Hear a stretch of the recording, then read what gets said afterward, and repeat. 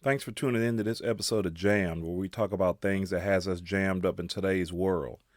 Today I want to talk to you about something simple, but not easy, and that's being where your feet are. Not where they were, not where you hope they'll be, but where they are right now. Because if we're honest, most of us don't live in the present. We visit it briefly, and then we leave. We replay old conversations, we relive mistakes, we think about what we should have said. We think about what we could have done differently. Or we jump ahead. Next week, next month, next year, years down the road. We say things like, when I get that job, when I lose that weight, when I make more money, when this stress goes away, we're constantly somewhere else. And the crazy part is, life is only happening right now. Enjoy the show.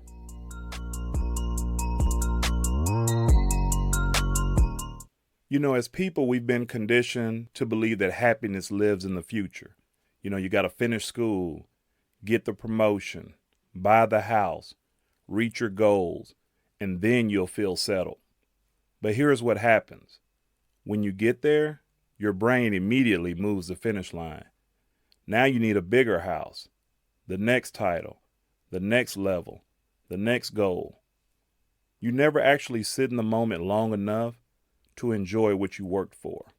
And while we're chasing what's next, the present just slips by quietly.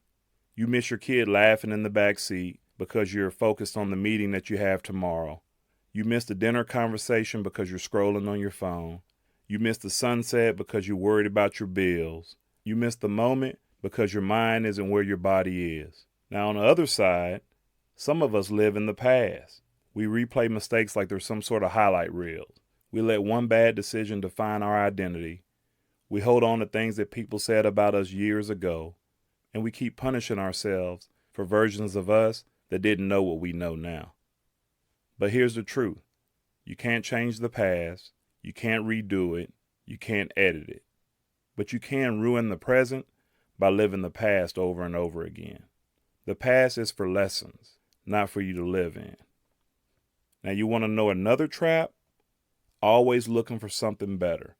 I like to call it the illusion of better. Better job, better relationship, better situation. Now, there's nothing wrong with ambition. Ambition is not a bad thing.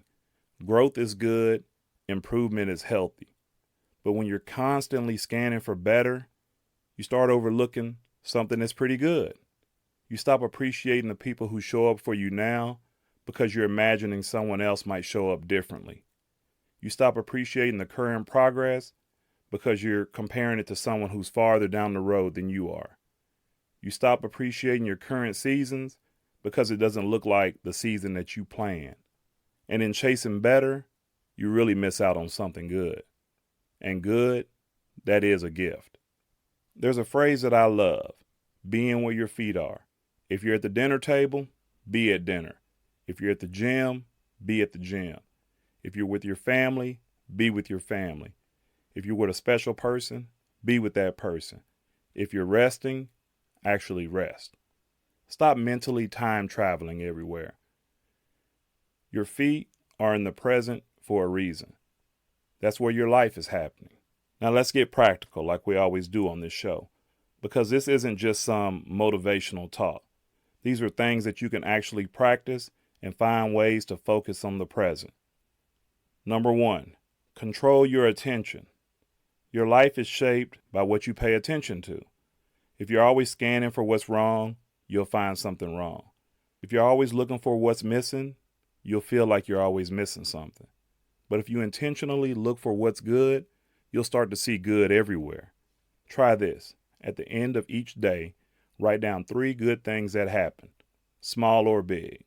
A good conversation, a good workout, a good cup of coffee or tea. You're training your brain to notice the present instead of overlooking it. Number 2, put the phone down. Let's be real. Our phones are the biggest thieves of the present. You can't be sitting next to someone you love and mentally scrolling and looking through somebody else's vacation photos. Try to set some no phone zones, the dinner table, the first 30 minutes before or after work, car rides. You'll be shocked at how much richer your conversations and your mental health will be when you're fully there. Presence deepens connections. Remember that. Number 3, breathe on purpose. Now that sounds simple because it is. When your mind starts racing into the future or going back in the past, pause. Take one slow breath in, hold it, and then slow breathe out. Breathing pulls you back into your body, and your body only exists in the present.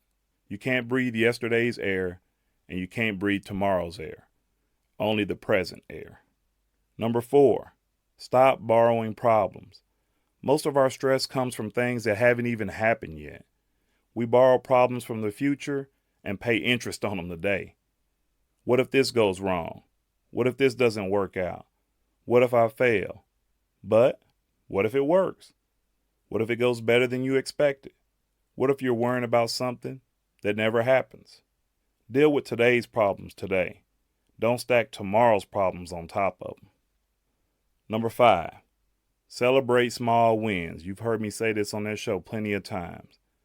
We always wait for huge milestones to celebrate, but life is mostly about small moments. Finishing a tough workout, getting through a hard week, having an honest conversation, choosing patience when you could have snapped. Celebrate that, because if you don't learn to enjoy small wins, you'll never feel satisfied, no matter how big the achievement. Gratitude forces you to live in the present. You can't be grateful for something you're not noticing. Look around you in your life right now. Who shows up for you? What opportunities do you have? What abilities do you take for granted? What comforts do you overlook? What people do you overlook? There are things in your current life that the past version of you prayed for. Don't forget that. Every season of life has something to offer. Some seasons are for growth, some are for grind, some are for healing, some are for building, and some are for excitement. But if you're constantly wishing away the current season, you'll never get what it's trying to teach you. Be here long enough to learn the lesson. Be here long enough to build the memory. Be here long enough to feel it. Be here long enough to enjoy it. On this podcast, we talk about the things that has us jammed up in today's world. And sometimes we get jammed because life hits us hard.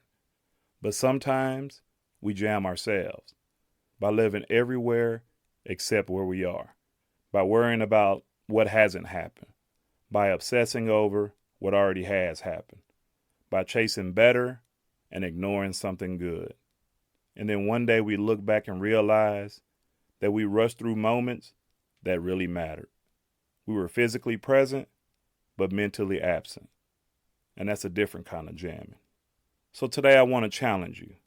Be where your feet are. Notice the laugh. Notice the sunset. Notice the progress. Notice the people who are around you. Notice the people that care about you and the ones that love you.